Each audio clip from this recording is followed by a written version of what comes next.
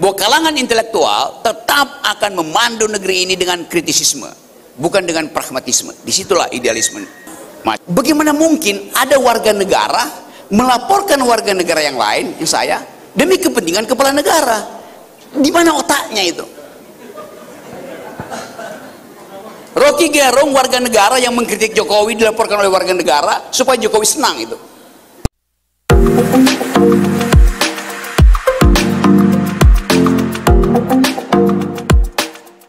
Oke, sekarang izinkan saya yang bertanya, Bung Rocky. Merawat demokrasi dan kebangsaan dengan akal sehat. Artinya akal sehat terlebih dahulu yang harus dikedepankan sebelum demokrasi itu dijalankan atau kebijakan itu dirancang, Bung Rocky. Ya, mensana in corpore sana. Di dalam tubuh yang sehat bermukim akal yang sehat. Tubuh yang sehat lah, bukan tubuh yang membengkak, beda tuh. Jadi kita mau pastikan bahwa akal sehat itu adalah satu-satunya alasan orang berpolitik. Kemampuan menghidupkan akal sehat itu penanda bahwa dia mampu untuk melihat bahkan jebakan di dalam kebijakan dia. Mengurai kebijakan itu memerlukan akal sehat. Nah, mereka yang tidak mampu membutuhkan, mereka yang tidak punya akal sehat tapi berambisi untuk berkuasa, itu artinya mereka akan pakai akal bulus. Keren banget. Terus untuk anak muda nih, terutama mahasiswa, kadang suka lupa nih menggunakan akal sehatnya. Apalagi belum, nggak usah terlalu jauh deh masalah demokrasi dan kebangsaan. Untuk aktivitas kuliahnya aja deh, Bung. Akal itu dirancang untuk menggeleng, bukan menunduk itu. Kalau Anda di ruang kuliah, dosen Anda lagi terangin sesuatu, geleng-geleng aja. Salah, bodoh, dungu. Sampai saudara ketemu dalil yang tidak diucapkan oleh si dosen itu. Angkat tangan, Pak dosen, salah yang Anda ucapkan itu. Maka Anda ucapkan yang versi Anda, supaya terjadi dialektika, didaktika. Kalau Anda manggut-manggut, ditipu dosen Anda. Jadi kita biasakan, dan dosen yang bermutu dari belakang, oke, Anda ada di ruang kelas, kelas itu adalah tempat kita berpikir, nggak ada hierarki. Begitu saya biasa masuk kelas dimanapun, saya ngajar di UI, saya ngajar mungkin di udah 300 universitas, saya ngajar di Lemhanas, ngajar di Sekolah Tinggi Polri, ngajar di Seskoat Tentara, saya pakai prinsip yang sama. Anda ada di situ sebagai teman berpikir saya, bukan murid saya. Di situ kita mulai dengan critical discourse itu. Ucapkan sesuatu sebagai dalil supaya dibantah. Jadi Anda ucapkan sesuatu yang mungkin dibantah. Itu namanya mendidik. Anda nggak bisa mengucapkan kebenaran yang tidak bisa dibantah. Kemudian tidak dibantah itu nanti setelah Anda sempurna melalui Siratul Mustaqim. Tetapi sebelum kita sampai di situ, semua kebenaran sifatnya tentatif, sifatnya valibilis itu. Dalil yang diucapkan oleh pemenang Nobel kemarin itu bisa dibantah oleh kegiatan kecil UMKM di Lampung misalnya. Satu disertasi kecil di Lampung bisa membatalkan hadiah Nobel itu. Itu yang disebut sebagai prinsip butterfly effect. Kepak sayap kupu-kupu di hutan Amazon bisa menimbulkan badai di California. Kegagalan panen kentang di Lampung bisa menyebabkan mahasiswa di Bekasi itu tidak bisa lagi nongkrong di kafe-kafe yang ada kentang goreng. Lalu mereka jadi teroris misalnya, karena marah kentang goreng dari tempat lain tidak seenak kentang dari Lampung. Saya ucapkan kata kentang itu karena tadi saya ingat. Jadi kira-kira 40 tahun lalu ketika saya belum tua, saya naik ke Gunung Tanggamus. Di kaki gunung itu ada petani kentang transmigran. Ya, tahun berapa tuh? 40 tahun lalu, tahun 84 gitu. Saya beli kentang di situ. Petani bilang, ambil aja Pak. Dia belum tahu nama saya karena belum viral. Saya ambil kentang itu, saya tukar dengan apel yang saya bawa dari Jakarta. 2 apel, saya bawa 4 apel. 2 apel ada di ransel saya, lalu saya dapat 1 kantong kentang itu. Itu yang saya pakai untuk naik ke Gunung Tanggamus tuh. Kira-kira udah 8-9 jam saya jalan, nggak ketemu jalurnya. Jadi saya nggak pernah tiba di Gunung Tanggamus tuh. Kemalaman saya bikin bivak, apa namanya, tenda sementara itu, persis di celah itu. Malam-malam, tiba-tiba, kaget. Saya nengok ke atas, hitam. Mungkin ada ya 17-15 detik. Buset. Kita nggak pernah tahu apa yang terjadi di situ tuh. Setelah pagi baru kita mengerti bahwa itu jalur babi hutan. Jadi kira-kira 1000 babi hutan migrasi untuk cari kentang di kebun di bawah.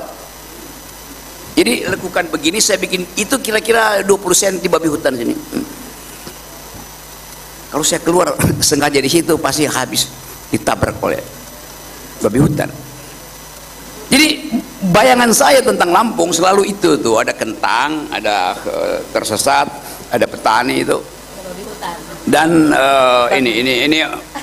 ini waktu saya turun itu saya peres kaos kaki saya itu kira-kira setengah liter darah di situ karena lintas semua di situ. Lalu saya cemplungkan kaki saya itu di laut Agung, Kota Agung ya. Nah di situ tuh supaya darahnya berhenti karena itu garam kan. Nah sekarang kita tahu bahwa kita ada di dalam suasana yang sama itu. Lintah daratnya lebih parah daripada lintah di Gunung Tanggamus. Silakan diminum dulu Bung Rocky. Dan teman-teman mahasiswa masih semangat? Masih. Sekarang saya sudah akan mulai buka sesi tanya jawab nih Bung Rocky ya. Pertanyaan-pertanyaannya akan dijawab oleh Bung Rocky nanti. Saya berikan kesempatan. Silahkan. Siapakah terlebih dahulu? Mohon dibantu panitia mic-nya. Izin Mbak, dari pojok kiri. Ini mic juga. Oh ya, silakan. Ya sudah, sebelah sana dulu ya. Ya, oke, pojok kiri. Izin Bung Rocky Gerung, Bapak Dungu Indonesia. Karena kebetulan saya anak Dungu Indonesia, berarti saya adalah anaknya Pak Rocky. Yang pertama yang saya ingin pertanyakan, stop. Yang lain. Karena katanya silakan, harus disesuaikan itu, mengkritik. Bukan, kan kamu minta izin, belum saya izinkan udah ngomong. Oh iya, silakan. Itu artinya dungu beneran. Siap. Bung Rocky, ingin saya tanyakan, ini sedikit mengganggu saya perihal hukum di Indonesia. Yang pertama, kenapa orang lebih percaya kepada Hotman Paris 911-nya ketimbang dengan mengadu kepada polisi dan jaksanya? Ini adalah salah satu hal. Yang kedua, bisa tidak Indonesia ini mencapai Indonesia emas sebelum 2045? Yang ketiga, saya kurang setuju tadi dengan Pak Rocky Gerung mengatakan bahwasannya orang kaya dijamin tidak korupsi. Karena saya mantan masuk pondok pesantren, Pak. Kenapa saya katakan demikian? Karena terkadang anak buah yang salah, tetapi pimpinan yang disalahkan. Siap. Ini juga harus seperti itu. Nah, jadi saya minta dengan kedunguan saya, mudah-mudahan Pak Rocky Gerung juga dapat menjawab dengan dungunya saya. Terima kasih Pak Rocky Gerung. Oke. Jadi yang miskin anak buahmu kan? Ya itu. Ayo jawab sendiri itu. Ada masalah buat saya itu. Oke. Tetapi prinsipnya adalah kekuasaan itu selalu menginginkan akumulasi itu. Itu dasarnya. Surplus kekuasaan artinya keinginan mengakumulasi menjadi-jadi. Jadi kekuasaan itu modal untuk korupsi. Itu poin saya. Tetapi saya tidak mengatakan korupsi itu buruk. Anda boleh jadi koruptor, tapi koruptor yang berintegritas itu. Apa itu koruptor berintegritas? Kalau Anda ditangkap, jangan nyogok jaksanya. Itu Tanggung namanya jawab jadi ya. koruptor yang berintegritas. Karena setiap orang punya kebebasan untuk memilih dia mau jadi apa. Mau jadi ustadz, silahkan jadi ustadz yang berintegritas. Jangan berhenti berceramah kalau nggak ada amplop. Yes, itu namanya ustadz berintegritas. Kalau menjadi guru, jadi guru yang berintegritas. Jadi semua hal tergantung pada pilihanmu apa. Anda bertanggung jawab untuk pilihanmu sendiri. Karena itu saya kesel kalau baca tagline-nya KPK itu. Jujur itu hebat. Kurang ajar dia. Saya dosen dari awal jujur, nggak hebat-hebat itu biasa aja. Kita memilih sesuatu kok. Hakim dari awal masuk tingkat 1 fakultas hukum, dia bercita-cita jadi hakim, berarti dia akan pertanggungjawabkan kalau dia itu ke arah mana itu. Bagi saya, apapun profesi Anda, mau jadi maling, mau jadi bajingan, mau punya cincin 3 kg dengan otak 2 gram, nggak ada soal.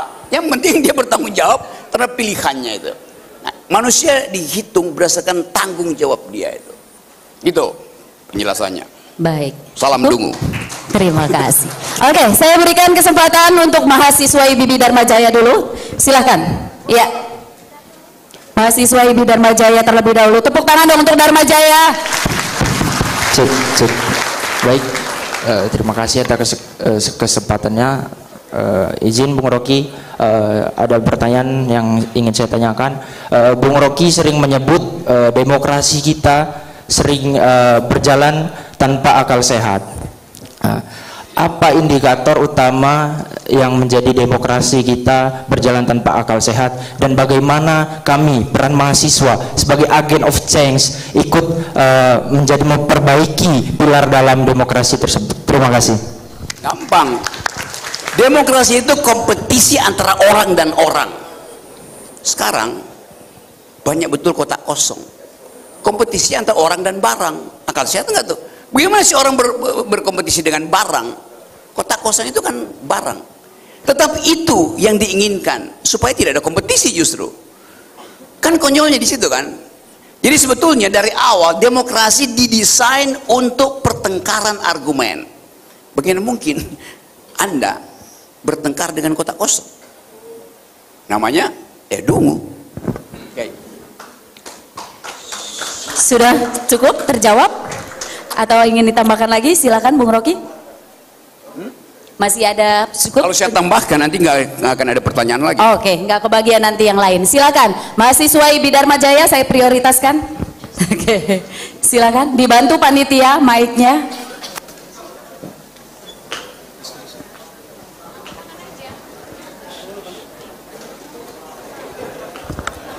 Ya, perkenalkan nama saya Yuda. Saya mau bertanya, Pak, jika harus memilih pemikiran pemimpin, menurut Bung Rocky harus memilih pikiran yang idealisme atau materialisme untuk di Lampung, Pak? Oke, itu false dichotomy itu namanya itu, antara idealisme dan materialisme. Materialisme juga ada idealisme kaum kiri. Jadi yang mungkin Anda tanyakan adalah dia mau mengandalkan kemampuan idenya atau dia mau masuk pada penjumlahan materi. Pemimpin disebut pemimpin kalau dia betul-betul mengerti arah. Dia nggak harus tempuh arah itu. Paling nggak sense of direction dia tahu, itu namanya memimpin, sense of direction. Sense of direction artinya dia punya ide tentang itu, dia punya the ideal tentang itu, dia punya idealisme tentang itu. Dia bisa gagal di tengah jalan karena gangguan materi. Tetapi minimal dia terangkan bahwa dia punya ide itu. Jadi setiap pemimpin dengan sendirinya harus punya idealisme, itu dasarnya kan. Jadi pengkondisian itu yang memungkinkan kita uji.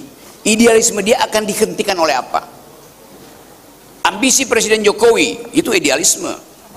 Kita tanya, pernah nggak idealisme Jokowi itu diajukan sebagai proposal politik?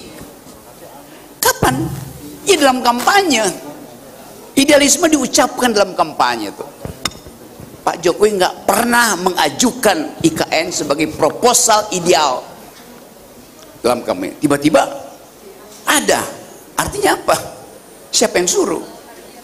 Atau ambisinya tiba-tiba muncul, dia lupa apa yang dijanjikan. Atau ada dukun yang bisikin dia tuh, IKN mesti ada di Kalimantan. Jadi prinsipnya adalah ucapkan itu sebelum Anda terpilih, supaya kita akan tagih setelah Anda terpilih. Nah sekarang Pak Jokowi bilang bahwa idealisme saya untuk membangun ibu kota negara bukan pilihan saya, tapi pilihan rakyat. Oke, kita cek, nggak ada soal. Kapan rakyat mengatakan IKN dipindahkan? DPR tidak. DPR tidak pernah membahas pemindahan IKN. DPR diminta Jokowi memastikan undang-undang pemindahan itu. Jadi setelah diputuskan baru minta legitimasi dari rakyat. Kan bohong namanya kan? Tanya pada Kompas. Kompas pernah bikin survei, 80% bahkan 90% rakyat Indonesia mengatakan enggak, tidak setuju dengan pemindahan IKN itu. Jadi itu dasarnya itu. Jadi idealisme diajukan untuk ditagih. Sekarang kita mau tagih pada siapa itu? Nggak ada poin kita. Selain bahwa ambisi Pak Jokowi itu dihalangi oleh APBN. Presiden minta 145 triliun, 40 triliun tambahan buat semester depan. Yang diizinkan cuma 143 miliar. 143 miliar mau bikin apa di IKN? Ya toilet. Karena nggak mungkin itu disediakan oleh negara tuh. Jadi pasti Pak Prabowo tidak akan berkantor di IKN. Nggak mungkin ada APBN kita yang bolong. Kita masih Pak Prabowo mulai 20 Oktober dia udah di depannya kurang 800 triliun. Cari dari mana? Jadi itu maksudnya tuh ya. Jadi kita tahu bahwa idealisme itu satu-satunya DNA dari pemimpin adalah idealisme. Karena itu dia mau memimpin demi idealisme itu. Kalau dia gagal menjadi leader, dia akan jadi dealer. Keren banget. Oke, diskusi kita lanjut. Silahkan Mbak Jia. Tos. Kak. Saya nggak bertanya Bung, tapi saya nggak bertanya, tapi saya ingin menitipkan bagi tips-tips untuk anak-anak muda di Provinsi Lampung, bagaimana caranya menyampaikan pendapat dengan seluas-luasnya, tapi gimana cara mensiasati agar bisa lepas dari jerat hukum gitu. Jadi mereka perlu perlindungan, gimana sih tips-tipsnya dia bisa vokal, dia bisa berani, tapi nggak takut diciduk gitu. Terima kasih. Saya juga mohon izin Bung karena saya menggantikan acara di tempat yang lain. Terima kasih. Oke, silakan Dr. Jihan.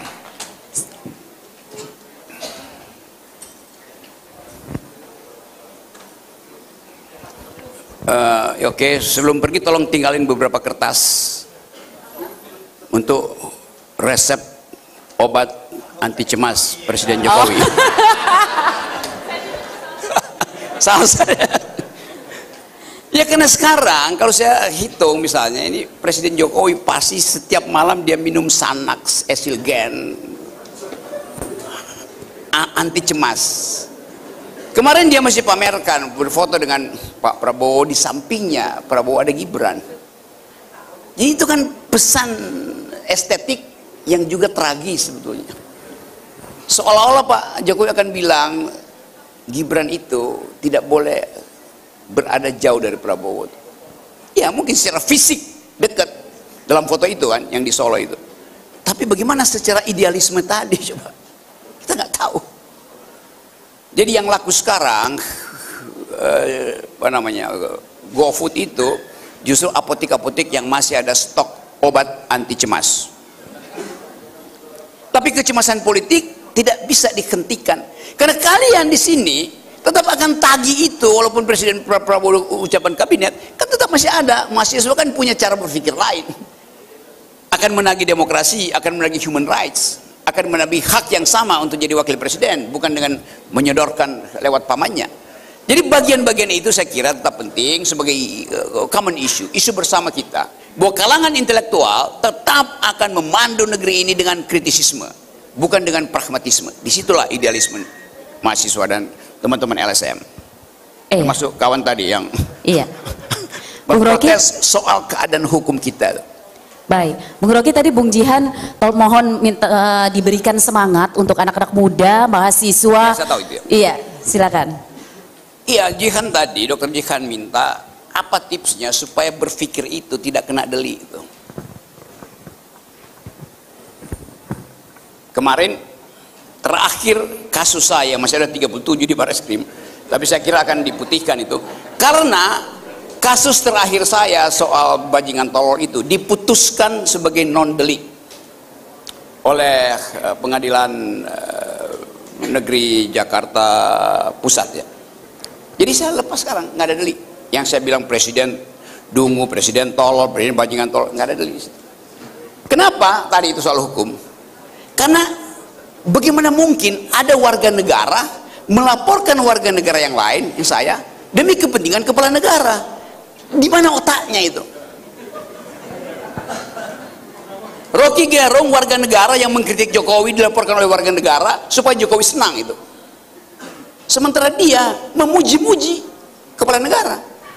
Bagaimana saya laporkan dia? Bahwa dia memuji-muji kepala negara. Itu artinya dia menginginkan jabatan dari kepala negara. Kan sama kan?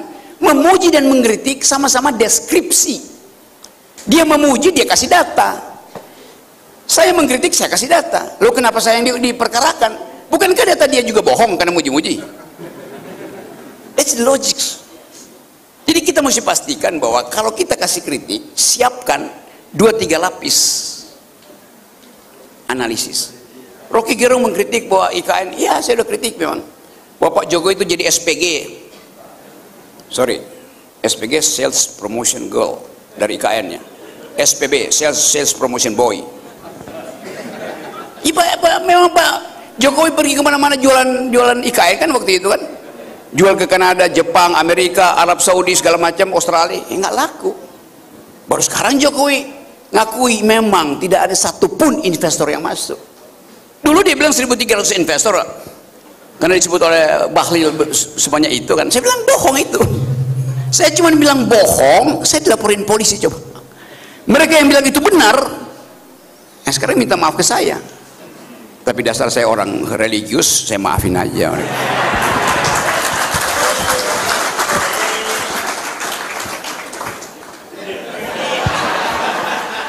Tapi saya balik pada topik ini. Kapasitas kampus untuk memberi kritik, basisnya adalah metodologi itu. Analisis selalu ongoing. Jadi kalau ditanya buktikan, oh tunggu, kasih saya akses untuk mengumpulkan data yang disembunyikan oleh Kominfo, yang sebetulnya nggak boleh ada. Nggak ada di negara beradab itu ada yang namanya Kominfo, yaitu aparat negara untuk memata-matai WA mak-mak. Itu mesti dibubarin itu. Coba Kominfo ngurusin apa coba? Ngurusin informasi. Buat apa informasi diurus? Informasi itu justru penanda kita bebas berelasi sama warga negara. Ini diamat-amati.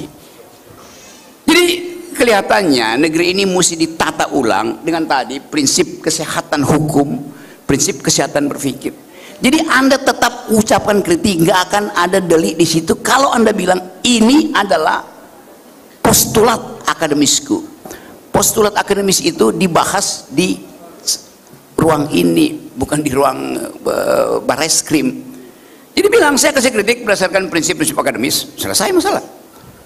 Itu yang saya lakukan selama ini. Tipsnya begitu, silakan kasih kritik, kasih 2 referensi catatan kaki, udah selesai problem.